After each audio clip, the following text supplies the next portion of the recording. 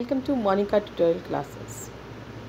आज का हमारा टॉपिक रहेगा एडवांटेजेस और यूजेस ऑफ अकाउंटिंग, कि अकाउंटिंग के प्रॉफिट्स क्या हैं, इसका क्या यूज़ होता है। अब तक थोड़ा बहुत आप अकाउंटिंग के बारे में जान चुके हैं, आपको पता चल चुका है अकाउंटिंग क्या होती है, उसके हमने उद्देश्य भी पढ़े थे। तो जो उसके उद्देश्य होते हैं तकरीबन अगर हम ये कहें तो एक किस्म से लाभों में भी उसमें थोड़ी सी लैंग्वेज चेंज करके, क्योंकि जो हमारा चीज़ कमाना मकसद है वो हमें मिल गया, वो हम उससे प्राप्त करना चाहते हैं, तो वही हमारा उसका लाभ है कि वो हमें उससे मिलेगा, वो उसमें चीज़ें करता है। तो सबसे पहला चीज़ जो इसमें आती है, पहली हमारी इसमें क्या रहेगी कि helpful in management of business. ये बिज़नेस को मैनेज करने में बहुत हेल्प करता है। कैसे? आपको याद होगा कि मैंने आपको उद्देश्यों में बताया था कि इसका क्या काम है। ये जो भी रिपोर्ट्स वगैरह हैं, जो भी कुछ है, अकाउंटिंग से हमें रिपोर्ट्स मिलती है, मैनेजमेंट को डिसीज़न लेने में हेल्प करती है। अब डिसीज़न वो लेगा, उसको कौन दे रहा है, डाटा कौन दे रहा है, हमें कैसे पता चलेगा। अगर आप अकाउंट्स नहीं बनाएंगे तो आपको कैसे पता चलेगा कितनी आपने सेल करी, कितनी परचेज़ करी। आपको एक जगह डाटा नहीं मिलेगा, आपको अलग अलग से कैलकुलेट करना पड़ेगा, फिर आप प्रॉफिट और लॉस भी नहीं निकाल पाओगे, तो वहाँ से आपको चीज़ें नहीं पता चलेंगी। अब एक जो मैनेजमेंट है, अगर उसे ये पता चलेगा कि हमने इतनी सेल की है, इतनी हमारी कॉस्ट थी, इतना हमारा प्रॉफिट है, अगर हम फ्यूचर में अपना प्रॉफिट इंक्रीज़ करना चाहते हैं तो हमें क्या करना होगा। तो पहला डाटा अगर हमारे पास अवेलेबल होगा तो ही हम नेक्स्ट वो कर पाएंगे। तो इसलिए क्या करता है, ये प्रबंध को सहायक है मैनेजमेंट को चलाने में। अब उससे उसको बेनिफिट क्या होगा, जैसे अभी मैंने बताया कि फ्यूचर के लिए वो क्या कर सकता है, प्लानिंग कर सकता है। हेल्पफुल इन प्लानिंग, कि जैसे कि अगर आपकी जो सेल है वो कितनी है, क्या वो लगातार उतनी है, प्रॉफिट्स कम तो नहीं हो रहे। अगर प्रॉफिट कम हो रहे हैं तो क्या रीज़न है, क्या सेल हमारी कम हो गई, या फिर माल लोगों को पसंद नहीं आ रहा है, या हमारे खर्चे कुछ ज़्यादा हैं। तो ये चीज़ें हम देखते हैं ताकि हम नेक्स्ट में वो कर सकें। जब आप अपनी प्लानिंग उस हिसाब से करोगे, आपको साथ ही साथ और डिसीज़न लेने में भी ये हेल्प करता है। कि हमें देखते हैं कि क्या अब हमारे को सेल प्राइस, जो हमारे कॉम्पिटिटर्स हैं, हमें देखना पड़ता है कि उनके अकॉर्डिंग हम अपने जो है कि अब हम अपना जो सेल प्राइस है वो क्या रखें। साथ ही साथ ये कंट्रोलिंग में भी हेल्प करता है। जहाँ आपकी प्लानिंग होगी वहाँ वो कब सक्सेस होगी, जब आपकी उस पर सही कंट्रोलिंग है। अगर उसके आप पे सही कंट्रोलिंग नहीं है तो आप वहाँ पे सक्सेस नहीं हो पाओगे, क्योंकि आपने कर दिया हम ऐसा करेंगे, हम ऐसा करेंगे। अगर उसको कोई सुपरविज़न करने वाला नहीं हुआ, उसको चेकआउट नहीं किया कि जो हमने सोचा था क्या हमने उसमें किया या नहीं किया, कोई फ़ायदा नहीं होगा। नेक्स्ट टाइम जो है आपके रिज़ल्ट्स वो बिल्कुल बेकार आएंगे। अब जैसे मान लीजिए कि आपने अपना सोचते हैं आप कि मुझे इस क्लास में इतने % मार्क्स लेने हैं, आपने शुरू से टारगेट बना लिया कि मेरे को 90% मार्क्स लेने हैं, यह आपकी हुई प्लानिंग। अब आपने उसमें किया, किस तरीके से किया, आपके एंड में आए 70%, आपने उसे देखा ही नहीं। आप ठीक है 70% आ गए, ठीक है, अगर 70% अपने आप में अच्छे हैं, लेकिन क्या वो आपके टारगेट को उन्होंने अचीव किया? क्या जो आपने पहले प्लानिंग की थी 90% स्कोर करने की, क्या वो आपको मिले? नहीं मिले। तो कमी है ना कहीं, आपको नहीं पता चली, आपने उस चीज़ को नोटिस ही नहीं करा। कि अगर आप ये देखते कि मेरा 90% का एम था, मुझे 70% मिले, इसके पीछे क्या क्या रीज़न रहे जिसकी वजह से मेरे मार्क्स कम हुए, जबकि मैं 90% स्कोर करना चाहती हूँ, तो उसमें फिर क्या होगा कि आप उसको नेक्स्ट टाइम जब करोगे तो आप और अपनी वो चीज़ें जो कमियाँ रह गई आपकी उनको आप इम्प्रूव करते, ताकि आपके रिज़ल्ट्स अगले साल और बेटर आते। लेकिन अगर आपने उनको वो ध्यान ही नहीं दिया तो फिर आपका अगले साल हो सकता है 70 आए, हो सकता है उससे भी कम आए, क्योंकि आपको ये पता ही नहीं है कि आपके ऊपर क्या इफ़ेक्ट पड़ रहा है मार्क्स का, कहाँ से किस चीज़ का इफ़ेक्ट पड़ रहा है। तो वहाँ पे क्या था, कंट्रोलिंग क्या है, जो हमारे एक्चुअल रिज़ल्ट है उनको डिज़ायर्ड रिज़ल्ट से कंपेयर करना। तो यहाँ पे भी वो चीज़ ज़रूरी है कि जो कंपनी ने सोचा है, जो मैनेजमेंट ने सोचा है, अगर वो उसे चेक करना पड़ेगा कंट्रोलिंग में, वो देखेंगे कि क्या हमारे डिज़ायर्ड रिज़ल्ट से मैच करता है या नहीं करता है तो इट्स ओके, डिवाइशंस तो आएंगे ही आएंगे। और अगर बहुत कम डिवाइशंस हैं तो इट डजेंट मैटर, लेकिन अगर ज़्यादा डिवाइशंस हैं, ज़्यादा उसमें डिफरेंस है, तो उसके लिए हमें सही स्टेप्स उठाने पड़ेंगे कि ताकि नेक्स्ट टाइम में वो इतने डिवाइशंस हमारे ना आए। तो ये तो था कि इस तरीके से मैनेजमेंट करने में हेल्प करता है, बिज़नेस को मैनेज करने में हेल्प करता है। दूसरी चीज़ ये क्या करता है कि provide complete and systematic record. ये पूरा सही तरीके से आपको रिकॉर्ड देता है, क्योंकि जैसा मैंने आपको बताया था अभी अपनी पिछली वीडियोज़ में कि अकाउंटिंग का क्या काम है। एक आप जर्नल बनाते हैं, जर्नल में आप डेट वाइज अपनी एंट्रीज करते हैं, तो वो उससे आपको सारा का सारा रिकॉर्ड मिल जाता है। Information regarding profit and loss account, profit और लॉस, आप प्रॉफिट एंड लॉस अकाउंट बनाते हैं तो उसके थ्रू आपको यहाँ पे प्रॉफिट और लॉस का भी पता चल जाता है। इंफॉर्मेशन रिगार्डिंग फाइनेंशियल पोजीशन, आपको बताया था मैंने कि जो बैलेंस शीट होती है वो एक पर्टिकुलर डेट को बनाई जाती है at the end of the year, और जो हमारा फाइनेंशियल ईयर होता है वो हमेशा कब होता है, वैसे जब आप एक साल की बात करते हैं तो देखिए वो होता है हमारा 1 जनवरी से आपका हो गया 31 दिसंबर, ठीक है। लेकिन नहीं, अकाउंट्स में ऐसा नहीं होता। अकाउंट में कब से होगा आपका, अप्रैल से, अप्रैल 1 से स्टार्ट होगा और कब तक चलेगा, मार्च 31 तक, और ये जो मार्च होगी वो नेक्स्ट ईयर की मार्च होगी, ठीक है। तो आपको यहाँ पे ध्यान देना है कि यहाँ पे जो आप उसकी पर्टिकुलर डेट बनाते हैं मीन्स मार्च 31 को, तो वहाँ पे आप अपनी फाइनेंशियल पोजीशन का पता लगा सकते हैं। उस डेट को आपका देखा जाता है कि आपकी उस डेट पे एसेट्स कितनी हैं और हमारी लायबिलिटीज़ कितनी हैं, तो ये चीज़ का आप पता लगाते हैं। फिर उसमें नेक्स्ट हमारा आ जाता है कि अनेबल कंपैरेटिव स्टडी। अब इससे आप तुलनात्मक अध्ययन भी कर सकते हैं। वो कैसे करेंगे आप, उसमें आप देख सकते हैं कि कितना जो है एक साल की आपकी कॉस्ट कितनी है, पिछले साल से उसको कंपैरिजन कर सकते हैं, आप सेल का कंपैरिजन कर सकते हैं, ठीक है। तो आप जितनी आपके पास इंफॉर्मेशन है आप उनको पिछले सालों से कंपैरिजन कर सकते हो। आप टोटल कॉस्ट में से कि एक हमारी कॉस्ट हुई पिछले साल, हमारी जो लेबर थी वो टोटल कॉस्ट का इतना हिस्सा थी, अब कितना है, तो ये सारा का सारा आप कंपैरिजन इसमें कर सकते हो। इसी तरह से ये आपको हेल्पफुल करता है टैक्स लायबिलिटी को कैलकुलेट करने में। आपका ये एक किस्म से एविडेंस माना जाता है लीगल मैटर्स में। अगर कोई कानूनी कार्यवाही होती है तो वहाँ पे भी जो है आपके प्रूफ हैंगे कि आपने अकाउंट्स ये बना रखे हैं, तो आपका इस तरीके से प्रूफ हो जाता है। इससे अगर आपने कल को बिज़नेस को सेल करना है तो आपको पता है कि आपके बिज़नेस की इतनी वैल्यू है, आप उसके अकॉर्डिंग उतना उसका प्राइस लगा सकते हैं। और साथ ही साथ आपको लोन लेने में भी फ़ायदा करता है ये, इससे आपको लोन भी बहुत सही मिल जाता है, ठीक है। और लास्ट कि इससे आप अपना जो भी एरर्स हैं, फ्रॉड हैं, वो रोक सकते हैं। अगर आप अपने अकाउंट्स मेंटेन नहीं करेंगे तो कोई भी अगर आपसे कितना भी पैसा क्यों ना चुराए आपको पता ही नहीं चलेगा। लेकिन अगर आपके पास सारा रिकॉर्ड है तो आपको ये पता चल जाएगा कि आपकी जो फर्म है या जो आपकी कंपनी है उसमें क्या गलतियाँ हुई हैं।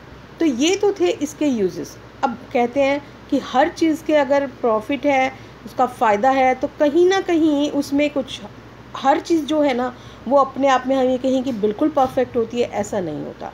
कहीं ना कहीं कुछ उसमें कमियां होती हैं। तो ऐसा ही इस सिस्टम में भी थोड़ी सी इसकी लिमिटेशंस हैं जो ये पूरा चीज़ें हमें नहीं बताती है। तो अब हम उनके बारे में बात करेंगे। क्या चीज़ है, पहला है इन्फ्लुएंस्ड बाय पर्सनल जजमेंट। ये पर्सनल जजमेंट से प्रभावित होती है। अब इसमें क्या है कि कुछ हम मेथड्स यूज़ करते हैं, जैसे कि एसेट्स होती हैं हमारे पास हमारा फर्नीचर है, हमारे पास हमारी मशीनरी है जो बिज़नेस से रिलेटेड है। हम यहाँ बात करें बिज़नेस से, तो मशीनरी जब आपने ख़रीदी तो क्या वो उतने की ही रह जाएगी, उसकी वैल्यू कम होती चली जाती है ना। अब देखिए, आपको एकदम से अभी समझ नहीं आ रहा, आपके घर में आपके पास कार है, आपने 10 लाख की कार परचेज़ करी, क्या अगले साल 1 साल बाद भी उसकी वैल्यू 10 लाख रहेगी? नहीं। क्यों? क्योंकि वहाँ पे आपने 1 साल में जो उसको चलाया है उसकी वैल्यू कुछ ना कुछ तो कम हुई होगी ना उसको यूज़ करने से, तो उतनी वैल्यू आपने उसकी कम कर दी। अब नेक्स्ट ईयर अगर आप उसको सेल करना चाहें तो कोई आपसे 10 लाख में नहीं लेगा, 8 लाख में, 9 लाख में, 7 लाख में, इस तरीके से लेगा। डिपेंड करता है कि आपने वो कितनी घिसी है। तो जो उसके प्राइस में कमी हुई है जो उसके लिए, तो उसे हम क्या कहते हैं, डेप्रिसिएशन। जैसे हिंदी में कहते हैं हास, डेप्रिसिएशन बोलते हैं। तो यहाँ पे ना डेप्रिसिएशन के मेथड्स अलग अलग होते हैं। कोई होता है कि हर साल का एक फ़िक्स डेप्रिसिएशन लगा लेते हैं, कुछ लोग होते हैं कि अलग अलग साल पे भी पहले सालों में थोड़ा कम लगाते हैं, फिर ज़्यादा लगाते हैं, या शुरू में ज़्यादा लगाते हैं, धीरे धीरे वो उसको कम कर लेते हैं। तो डिपेंड करता है कि कैसे कैसे है। अब क्योंकि हर एक चीज़ के रिज़ल्ट्स भी अलग आएंगे, जब आप डेप्रिसिएशन अलग अलग लगाओगे, एक पर्सन 10 लाख की गाड़ी पे 1 लाख रुपए डेप्रिसिएशन लगा रहा है, एक लगा रहा है 50,000 रुपये लगा रहा है, तो क्या अमाउंट में फ़र्क आएगा ना। तो वहाँ पे हम ये कह सकते हैं जो इन्फ्लुएंस्ड हो रहा है वो व्यक्तिगत निर्णयों से, तो वो आपका सही डिसीज़न, अगर हम ये कहें कि बिल्कुल सही एक्यूरेट हमें चीज़ बता रहा है, तो वो ऐसा नहीं होता। तो ये थी इसकी फर्स्ट लिमिटेशन कि influenced by personal judgment. Second क्या आती है हमारी, based on accounting concepts and convention. अब इसमें बहुत सारी अवधारणाएं, बहुत सारे कंसेप्ट हैं। अब मेन क्या चीज़ है, जब हम बैलेंस शीट बनाते हैं ना, तो हम उसकी हिस्टोरिकल कॉस्ट पे चलते हैं, ज़्यादातर हमारी ये चीज़ है। और ज़्यादातर हम जितनी भी हमारी फिक्स्ड एसेट्स हैं उनको हम कॉस्ट प्राइस पे दिखाते हैं, जो डेप्रिसिएशन है वो लेस कर देते हैं। अब वो ज़रूरी नहीं होता कि वो एक्चुअल में उतना हुआ ही है या नहीं हुआ है, तो वो इसको एक सही हम ये कहें तो एक्यूरेट हमें नहीं बताता, इसलिए ये आपकी क्या है, इनकम्प्लीट इन्फॉर्मेशन देता है। वो कहता है जब आप बिज़नेस का एक्चुअल प्रॉफिट या लॉस निकालना चाहते हो वो कब निकल सकता है, जब आपने उस बिज़नेस को कम्प्लीटली बंद कर दोगे, जब सब कुछ बिकेगा, जब सब एंड होगा, तभी आपको उसका पता चलेगा। ऐसे आप एक्यूरेट इन्फॉर्मेशन नहीं ले सकते। अगला है omission of qualitative information. Qualitative information क्या होती है, दो तरीके की इन्फॉर्मेशन होती है, क्वांटिटेटिव एंड क्वालिटेटिव। क्वांटिटेटिव जिसको आप डिजिट्स में बता सकते हो, डिजिट्स में बताना जैसे 1 2 3 इस तरीके से, है ना, 40,000 50,000, मतलब डिजिट्स में आप जिनको एक्सप्रेस कर सकते हो। क्वालिटेटिव इन्फॉर्मेशन कौन सी होती है, क्वालिटेटिव इन्फॉर्मेशन होती है जैसे कि किसी का अच्छा बिहेवियर होना। अब अच्छे बिहेवियर को आप क्या डिजिट्स में कन्वर्ट कर सकते हो, आप बता सकते हो, नहीं, है ना, उसको आप मनी में कन्वर्ट ही नहीं कर सकते। अब एक कंपनी है, उस कंपनी में उनका मैनेजर बहुत अच्छा है, वो उनसे सही ढंग से बात करता है, उनकी प्रॉब्लम को सॉर्ट आउट करता है, उनको अच्छा गाइड करता है, उसके कारण लोग उससे बड़ा सेटिस्फाई हैं, काम बहुत अच्छा करते हैं, लेकिन कंपनी को प्रॉफिट ज़्यादा हो रहे हैं। तो क्या कंपनी ने कहीं ये मेंशन किया कि मेरा मैनेजर का बिहेवियर इतना अच्छा था उससे इतना काम हुआ? नहीं, कहीं पे भी नहीं आती ना ये बात। तो यहाँ पे क्या है कि क्वालिटेटिव इन्फॉर्मेशन को नहीं लिया जाता, ये भी इसकी एक बहुत बड़ी लिमिटेशन है। बेस्ड ऑन हिस्टोरिकल कॉस्ट, ये भी मैंने आपको बताया कि जहाँ पे आपकी अवधारणा ही ऐसी है, कॉन्सेप्ट हम लेकर चलते हैं कि हिस्टोरिकल बेस पर, कि जो पिछला हमारा लागत का था हम उसी बेस पर लेकर चल रहे हैं, चाहे उसमें कितने भी चेंजेस हुए हों। हो सकता है कि हमने 2 लाख का डेप्रिसिएशन लगा के हम अपनी गाड़ी 8 लाख की बता रहे हैं आज के दिन, लेकिन हो सकता है, जैसे अभी मैंने आपको एग्जांपल दिया, 10 लाख की थी आपकी गाड़ी, 1 साल बाद आप कहते हैं 2 लाख का कम हो गया, हम बता रहे हैं 8 लाख की, लेकिन हो सकता है मार्केट में उसकी वैल्यू 5 लाख ही हो, फिर गलत हो गया ना। तो यहाँ पे ये चीज़ हमारे को रिज़ल्ट सही नहीं दे रही है। फिर हमारे पास इसमें आ जाता है कि affected by window dressing. Affected by window dressing से कैसे है, विंडो ड्रेसिंग का मतलब होता है कि आप हेरा फेरी कर सकते हो, है कुछ और दिखाते कुछ और हो आप, तो उससे कैसे लगेगा। अब आपको अपने प्रॉफिट ज़्यादा दिखाने हैं, आपने कोई चीज़, एक बुक खरीदी, आपके लेवल का ही मैं एग्जांपल दे रही हूँ, आपने एक अकाउंट्स की बुक खरीदी 400 रुपये की, ठीक है, आपकी फ्रेंड उसे मांग रही है 400 रुपये में, आप उसको लेकर आए थे, उसको आपने कॉरियर से मंगवाया, आपको यहाँ अवेलेबल नहीं थी, 50 रुपीज़ आपके कॉरियर के चार्जेस लगे। आपकी फ्रेंड मांगती है कि मेरे को दे दो, तो वो बोलती है कि 400 रुपये में मेरे को दे दो, क्या आप दे दोगे? नहीं दोगे ना। क्यों नहीं दोगे आप उसमें? क्योंकि आप यहाँ पे इसलिए नहीं दोगे 400 रुपये में, क्योंकि आपका 50 रुपये की वो कॉस्ट भी लगी हुई है, आपके 450 रुपये की है, तो आप उसे नहीं दोगे, ठीक है। अब एक पर्सन आपसे मांग रहा है 500 रुपये का, आप उसे दे दोगे? बिल्कुल दे दोगे आप। आपकी 450 की कॉस्ट है, तो 500 रुपये में बिक रहा है, तो कितने का फ़ायदा हो गया आपको? 50 रुपये का। लेकिन अब वहाँ पे आपकी चीज़ क्या चीज़ आ जाती है कि अगर आपके पास वहाँ पे आप क्या करते हो उसमें, कि अगर आपको दिखाना नहीं है, आप अपना प्रॉफिट कम शो करना चाहते हो, तो प्रॉफिट अगर आपने सही शो किया तो 500 में से 450 गए, आपके पास 50 रुपये बचे। आपको अपना प्रॉफिट ज़्यादा शो करना है तो आप 50 रुपये अपने कोरियर चार्जेस दिखाओगे ही नहीं। आप दूसरों को क्या दिखाओगे, मैंने तो 100 रुपये बेनिफिट में बेच दी, 400 रुपये की किताब थी, मैंने 500 रुपये में बेच दी, तो वो कितना हो गया, 100 रुपये में मेरे को प्रॉफिट हो गया। अब आपने यहाँ पे क्या किया, अपने खर्चे कम कर दिए प्रॉफिट ज़्यादा दिखाने के लिए। तो ऐसे ही कंपनीज़ भी कर देती हैं। तो इस तरीके से वो उनको क्या बोलते हैं, विंडो ड्रेसिंग, झूठे दिखावे कर देती हैं वो। तो उनसे रिजल्ट्स हमारे सही नहीं आते हैं। Unsuitable for forecasting. अब जब यहाँ पे सारा डाटा ही हमारा पास्ट से रिलेटेड है तो क्या ये हमारे रिज़ल्ट सही देगा? हम क्या इसे सही फोरकास्ट कर सकते हैं? हम क्या फ्यूचर में सही बता सकते कि क्या होगा? नहीं बता सकते, एक्यूरेसी नहीं आएगी हमारी।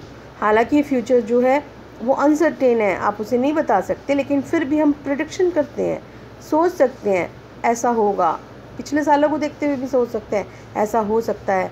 तो ये हमारी प्रेडिक्शंस होती हैं, लेकिन वो हम नहीं कर सकते। तो ये थी हमारी लिमिटेशंस ऑफ अकाउंटिंग।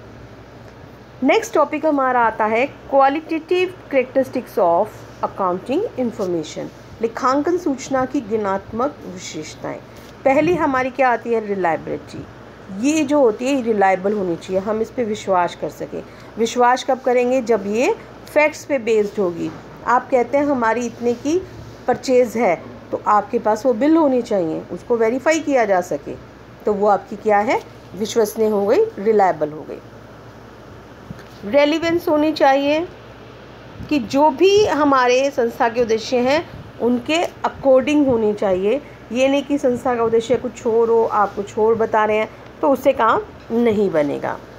अंडरस्टैंडेबल होनी चाहिए, आसानी से हर एक को समझ में आ सके। अब एक चीज़ है, आप यहाँ लिख रहे हैं कि मैंने कोई चीज़ ली 420 रुपये 50 पैसे में, ठीक है, ये याद रखना या सीधा ही 420 रखना आसान है, 421 रखना भी आसान है। इसी तरीके से अगर मैं कहूँ मैंने ली 97,833 में, बड़ी बड़ी फिगर्स हो गई, ये क्या है, बड़ा टिपिकल सा हो गया, नहीं याद रहेगा ना। इसको अब आप क्या कर सकते हो, अप्रोक्सीमेट 98,000 कर सकते हो, याद रह जाएगा। तो ये आसानी से समझ में आने योग्य होनी चाहिए, ईज़िली उसमें वो बता सके कि क्या उसमें है क्या नहीं है। कंपैरेबिलिटी होनी चाहिए। कंपैरेबिलिटी आपकी कब होगी, जब आपके आंकड़े आप चालू के साथ साथ पिछले वर्ष वाले भी दिखा रहे हैं, तो आप इस तरीके से अपने उसको देखा है कि वो कर सके। फेथफुल प्रेजेंटेशन, आपकी विश्वसनीय वो प्रस्तुतिकरण होना चाहिए। जब आपके डाटा विश्वसनीय होंगे तो आपकी प्रेजेंटेशन भी उसके अकॉर्डिंग सही हो जाएगी। तो ये थी आपकी इसकी qualitative information. And the last topic of this chapter is role of accounting. क्या है इसका रोल, अब तक आपको क्लियर हो गया होगा। एक किस्म से हम इसको बिज़नेस की क्या कह सकते हैं, लैंग्वेज कह सकते हैं। क्यों, क्योंकि ये सारी रिपोर्ट्स और ये सब कुछ उसमें तैयार करता है, आपको इन्फॉर्मेशन देता है। ये एक हिस्टोरिकल रिकॉर्ड भी है, उसमें भी इसका रोल है, क्योंकि हम हिस्टोरिकल बेस पे सारा करते हैं। नेट प्रॉफिट को निकालता है, ये फाइनेंशियल पोजीशन को बताता है। ये दो तो इसके हमेशा रहेंगे ही रहेंगे, क्योंकि यहाँ पे आप प्रॉफिट एंड लॉस बनाते हैं, बैलेंस शीट बनाते हैं, तो ये इसके दोनों बेनिफिट रहेंगे ही रहेंगे। और साथ ही ये रोल ऑफ इंफॉर्मेशन सिस्टम भी बताता है कि आपको इन्फॉर्मेशन देता है ताकि मैनेजमेंट उसे डिसीज़न ले सकता है, जो दूसरी पार्टीज़ हैं वो भी उसे डिसीज़न ले सकती हैं। तो एक इंफॉर्मेशन सिस्टम अच्छा है। और साथ ही साथ ये सर्विस प्रोवाइडर भी हम इसको कह सकते हैं, क्योंकि ये हमारे को फाइनेंशियल इन्फॉर्मेशन देता है, तो जो यूज़र्स के लिए बहुत बेनिफिशियल होती है। तो इस तरीके से अकाउंटिंग का बहुत रोल है। आई होप आपको ये चैप्टर समझ में आ गया होगा। Thank you so much.